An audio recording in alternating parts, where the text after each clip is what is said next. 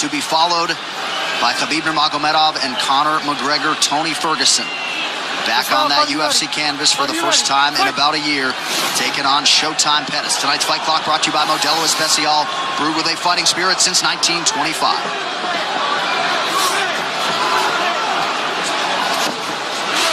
Ferguson came home from the hospital after surgery in April, immediately started doing 20-pound curls until he couldn't work out anymore. He is a freak.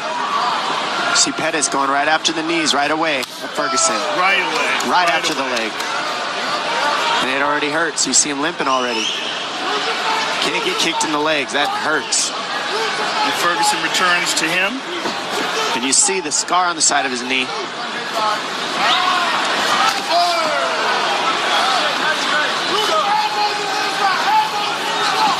Pettis going right after that lead leg. Yeah, it seems like Ferguson's limping a little bit on that leg. It looks like it hurts. He just got kicked in it very hard. Well, you got to realize when you're talking about 6 months from a catastrophic knee surgery like that, I mean, completely detached from the bone, massive scar, you got to wonder if it's 100%. It's only been 6 months? Yeah, April. Injury was April 1st. Well, Dom, you're a guy who's come back from multiple surgeries. You know how long it takes. It's very rare that someone can come back from a gigantic knee surgery and be 100% after 6 months. Well, 6 months is a ridiculous time frame, I'll be honest. It takes at least 9 to get as strong as you need it. So the fact that he's pushing the pace like that is pretty crazy. Nice stick. And I don't like the way he's moving. It looks like it's hurt. They might have rushed it, but we don't know. We don't know that with Ferguson. Right, it could have been the kicks that Pettis landed. Because he looks good now. Or it could be that it's hurt. The biggest thing Ferguson said he wanted to do is utilize his jab in this fight. That was going to be the biggest problem for Pettis. And what's cool about it is he switches and he's got a really good southpaw jab and a really good conventional jab. Oh, yeah, he can absolutely fight from anywhere. The question is, did he give himself enough time to recover from the surgery?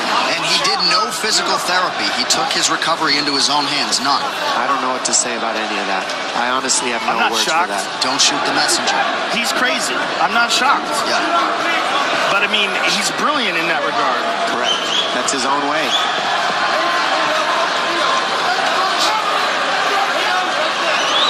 The Pettis camp felt like they picked up a lot of things on tape of Ferguson being a hittable guy.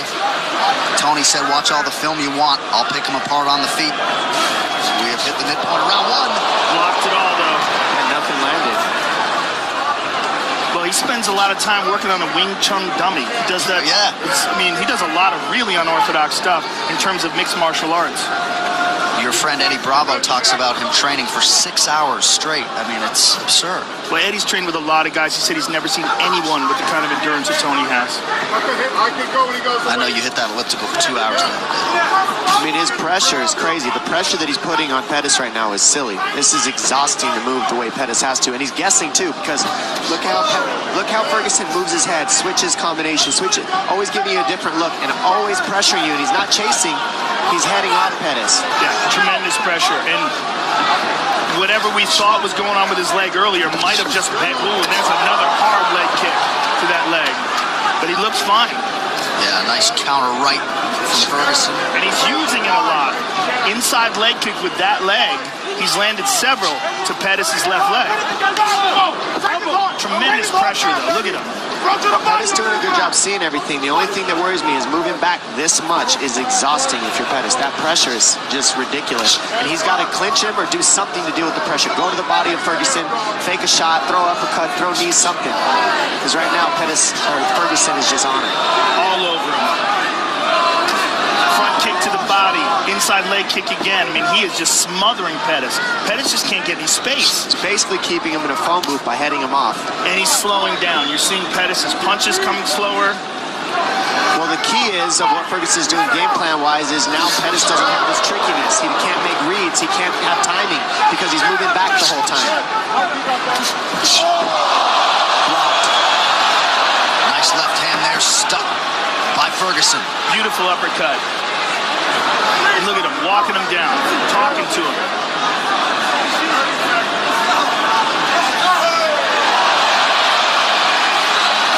Beautiful jab there by Ferguson, former two-time All-American wrestler, Grand Valley State University as a wrestler.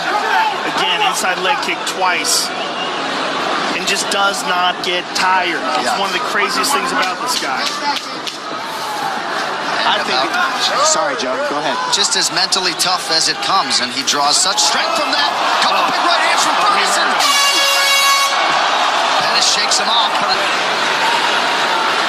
Round 2 here.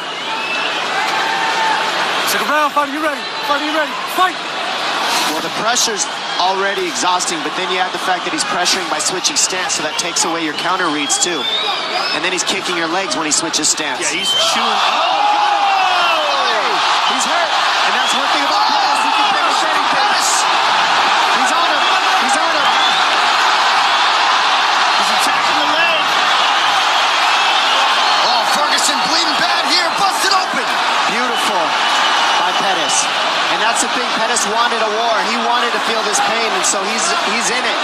And now he got what he wanted. He hurt Ferguson, and now he has Ferguson's respect. There's a lot of blood coming from somewhere. Might be his jaw. Yeah, it looks like the mouth of Tony Ferguson. So some definite adversity here for Ferguson. Pettis has got to be very careful of Tony's guard, though. I would like to see him try to just stand up. I'm just glad this is on the ground because I want to see these two gentlemen grapple. Ferguson right after it, immediately staying offensive. Well, there's a tremendous amount of blood coming out of Tony Ferguson's mouth. And you got to wonder what is going on. I think it's from his head. A lot of it coming Is from it Pettis, too. head? It's got to be the top of his head. Or is he, I don't know, I can't It tell. might be from both gentlemen. Yeah, they're both cut to Pettis pieces. loses. Oh, Yeah. Pettis is Pettis losing is a ton cut of from blood an here. elbow from Ferguson. This fight as advertised so far. This is what they wanted, and this is what we're having by Jason Herzog. Jason Herzog, one of the best in the business. This is a fight. We are the only 3 gentlemen sitting in the T-Mobile Arena right now. Oh, my goodness. It's getting wild. I'm just thankful for this fight right here, right now. I mean, how's this as an appetizer for Khabib and Conor? 3 minutes to go in this second of a possible 3 rounds.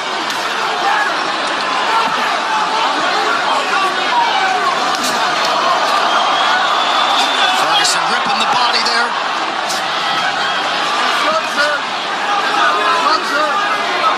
Ferguson seems to have fully recovered. And he's never even looked tired for a second. Just his head got jogged a little.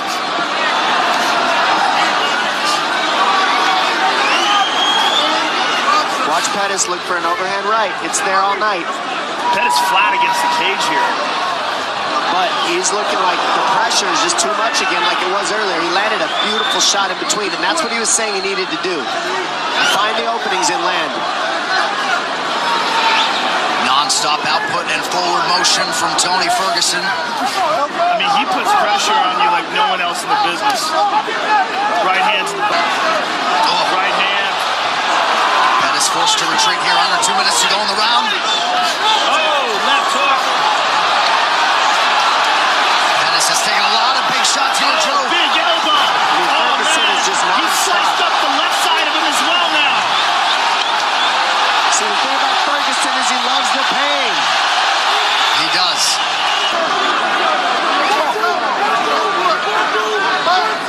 There's that elbow again. Beautiful. Grab the hand, slip over the top with an elbow.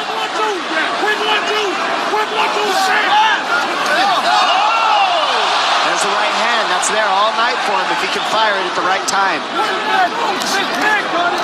Oh, left hand lands flush for Pettis. Oh, my goodness. I can't take this after the Derek Lewis fight. They're literally fighting in a phone booth right now. This is amazing. Thank you, guys. Another elbow from Tony Ferguson. Under a minute to go in the round.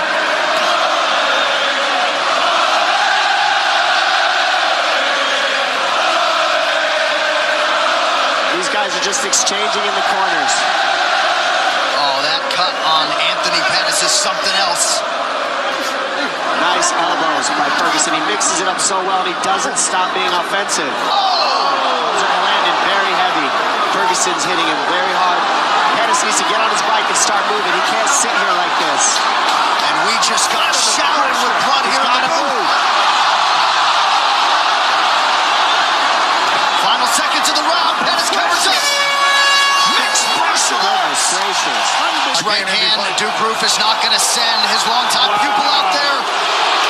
somewhat anticlimactic, but El Kukui is back in a big way tonight. Can't continue.